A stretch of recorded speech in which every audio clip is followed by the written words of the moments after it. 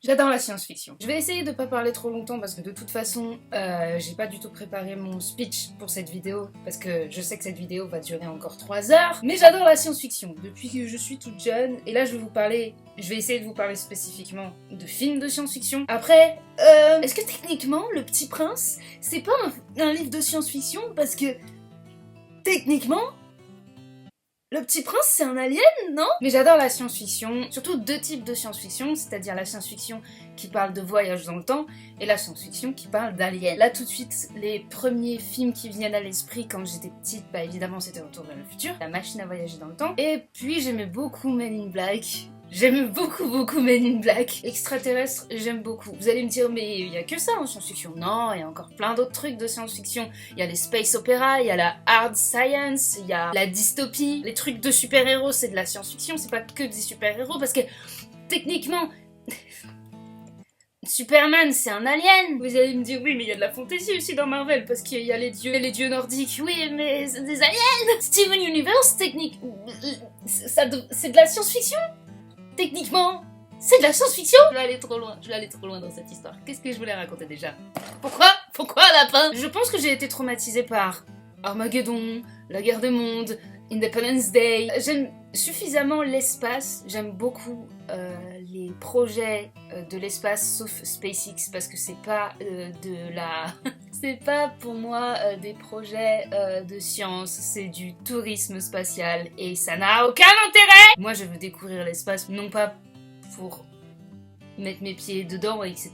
Je veux découvrir l'espace parce que je veux découvrir qu'est-ce qui se cache derrière la vie. Bref, j'aime beaucoup le côté science de l'espace. Pourquoi ça fait combien de fois que j'ai dit espace en l'espace d'une...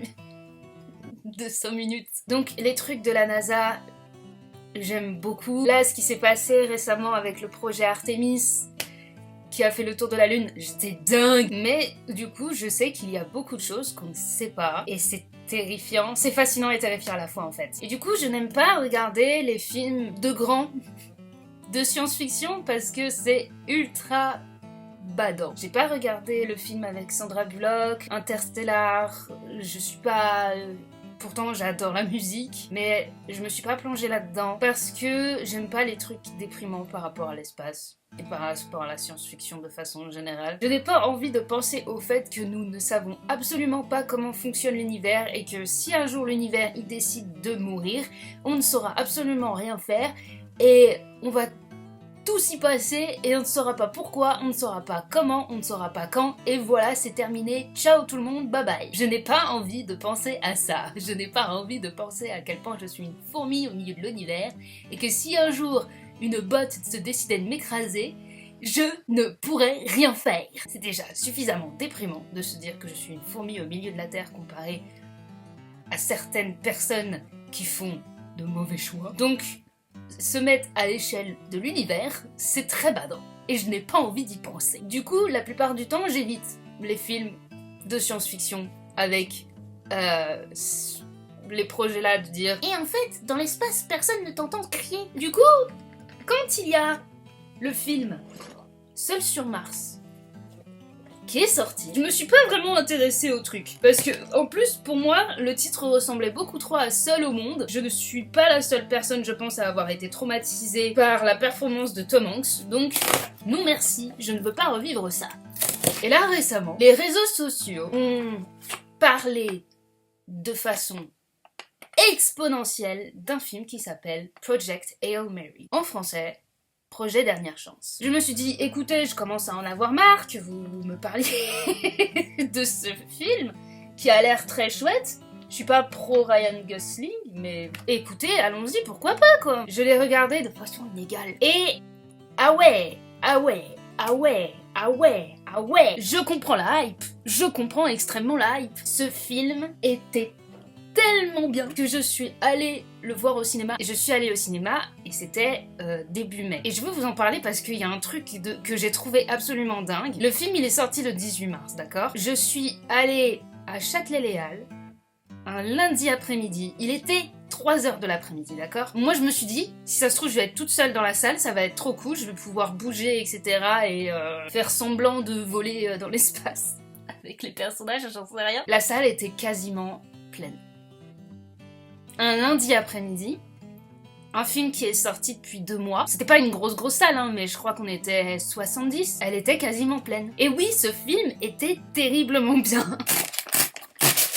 Et il y a beaucoup de choses qui font que ce film est bien. Déjà, la réalisation est dingue. Le montage, il y a beaucoup de films en ce moment que je vois qui ont un montage assez nul. Le montage était exceptionnel. Les images sont folles.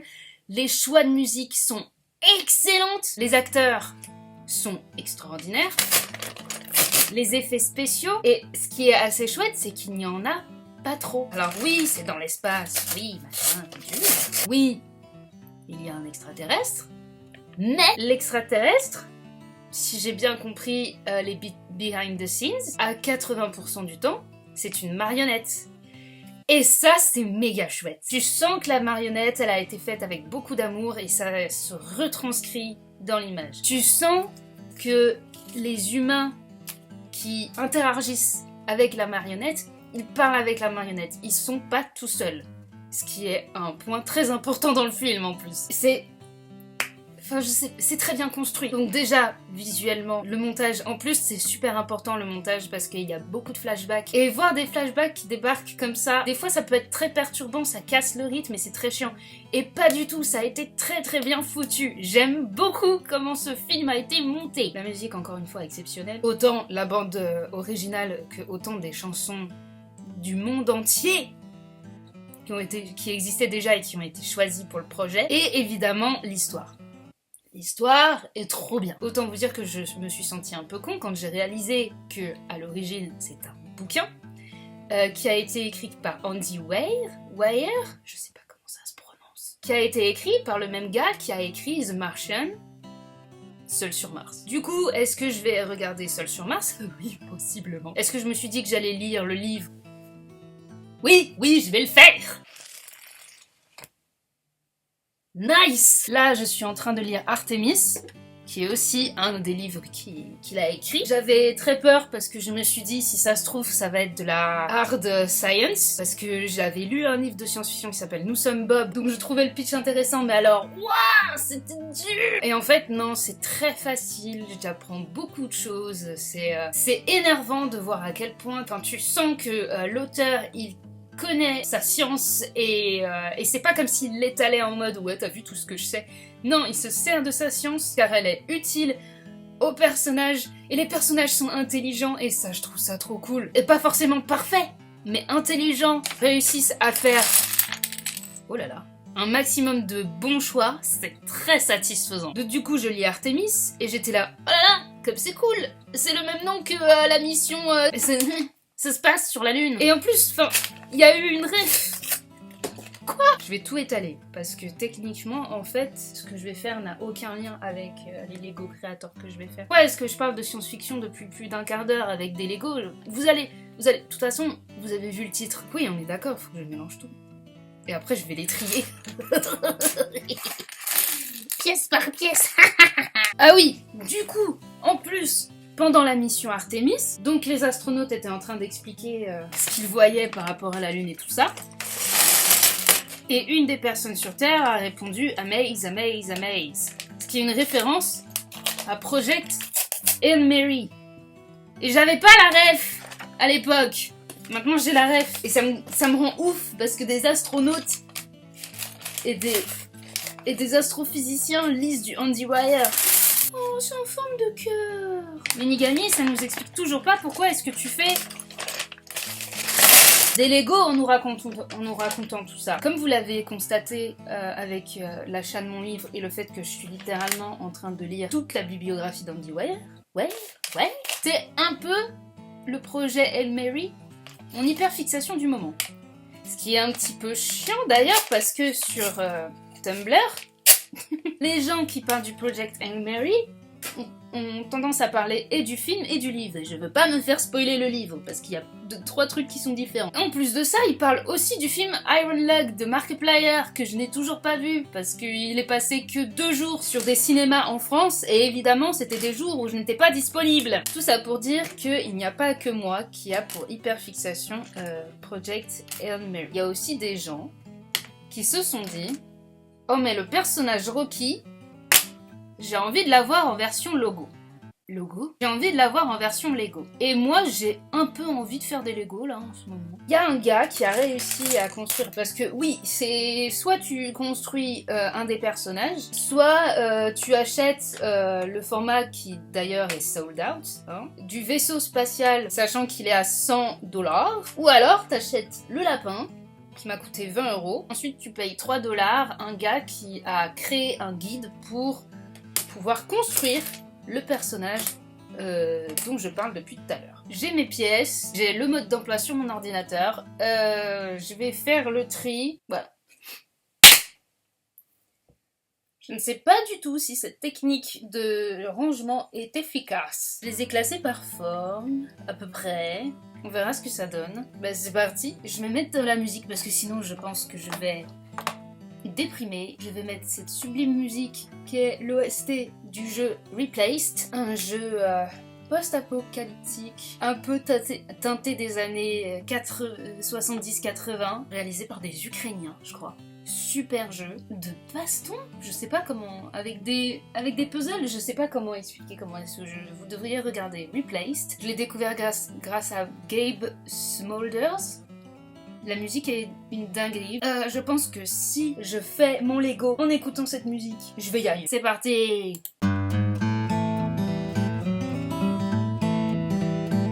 C'est ce qui est en blanc. En blanc, c'est à quoi ça va ressembler. Un peu la loose quand même, hein, de pas savoir ça, parce que je fais pas assez souvent des Lego.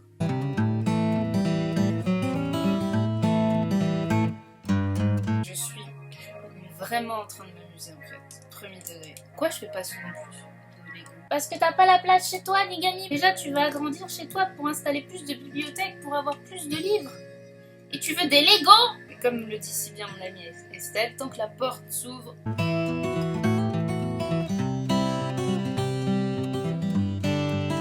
non, non, non. Solidifier tout ça.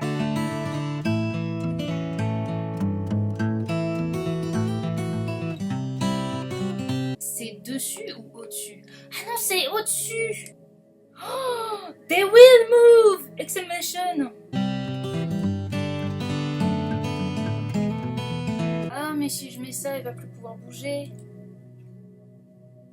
Ah bah si. Pff, je suis con. C'est rond, Nigami! C'est de la physique!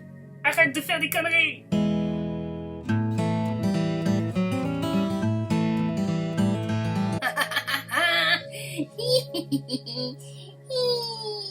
Après, je crois qu'il a pas 4 pattes, il en a 5.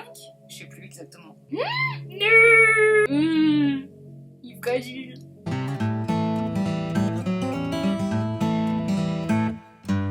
J'aime bien le fait qu'il soit pas complètement lisse, parce que le personnage n'est pas complètement lisse non plus.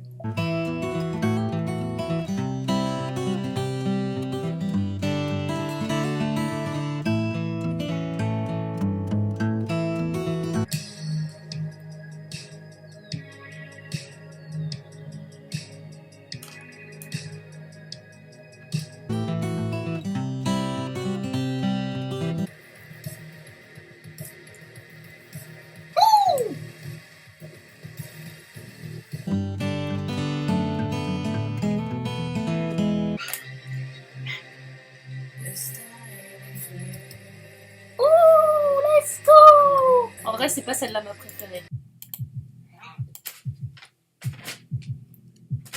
Non, non, non, non, non, non, qu'est-ce que ça? Non!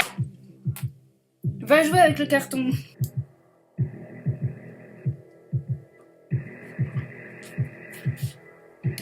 Yes. Wouh! Trop bien.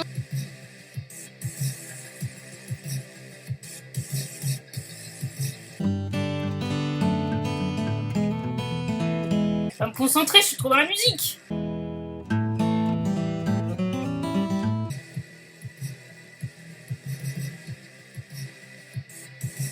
Ça va là? Oh, énorme! Oh! Ah! J'ai fait une connerie!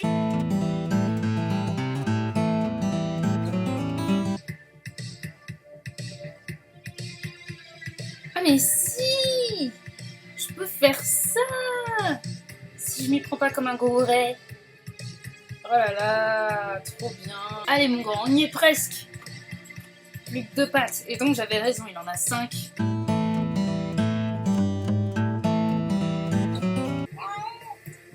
Toi-même.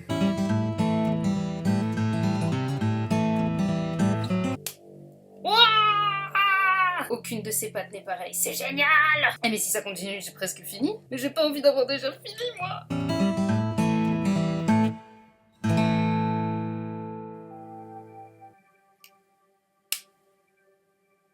Il est adorable! En fait, j'ai pas besoin de le peindre, hein. Il est... Oh,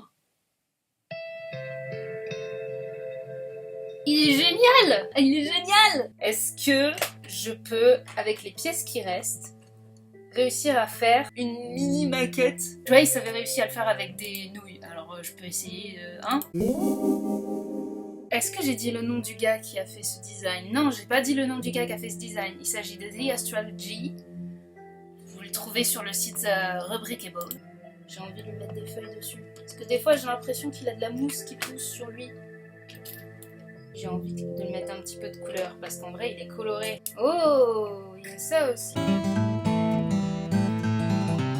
Oh, il est beau. J'ai aussi beaucoup aimé Project Hail Mary, parce que, oui, il y a un côté film catastrophe. Effectivement, il y a ça. Mais il y a aussi tellement d'amour pour la vie. La vie sur Terre et la vie en général, c'est tellement beau. Et être en vie, ça peut être complexe, comme ça peut être simple, on peut être héros comme on peut être quelqu'un comme tout le monde. On peut faire des choix difficiles parce qu'on veut sauver les gens. Pas forcément être humain, mais être vivant, c'est compliqué et en même temps beau à la fois et ça mérite d'être protégé, je sais pas. Il y a quelque chose d'extrêmement positif derrière ce film qui fait que vous comprenez très vite pourquoi vous aussi vous avez envie d'aimer ce film. Et c'est pas juste à cause du film, c'est aussi à cause du message. Et c'est pour ça que j'ai un peu envie de voir à quoi ressemble le livre, parce que j'ai envie de voir si c'est plus complexe ou si c'est plus drôle ou tout simplement j'ai envie de voir à quoi ça ressemble quoi. Et si je peux apprendre plus de choses que la vitesse de la lumière. Il y a quand même 2 points négatifs à propos de ce film. De 1, il est très long. Et il est coproduit par Amazon. Ça, c'est un peu beaucoup très chiant. Mais si vous avez l'occasion d'aller le voir, allez le voir. Je pense que c'est important aussi de montrer que la science-fiction, c'est pas qu'un truc hyper négatif, hyper triste, hyper dystopie. Mon Dieu, les humains, ils vont forcément se retrouver à se battre les uns contre les autres, ou alors tous les extraterrestres veulent forcément nous conquérir. On peut être un film intelligent et drôle, on peut être un film qui a une moralité sans pour autant être obligé de le regarder 300 fois pour comprendre ce qu'il veut dire. On a envie d'avoir des films un peu feel good comme ça, et du coup je vais aller regarder Seul sur Mars parce que a priori je pense que la vibe est pareille. Et puis j'espère que entre temps je vais pas me faire spoiler Aerologue qui pour le coup n'a rien à voir avec ça. Et voilà, c'est tout ce que j'ai à vous dire. Bah, vive la science-fiction et vive les humains qui créent des choses. Voilà.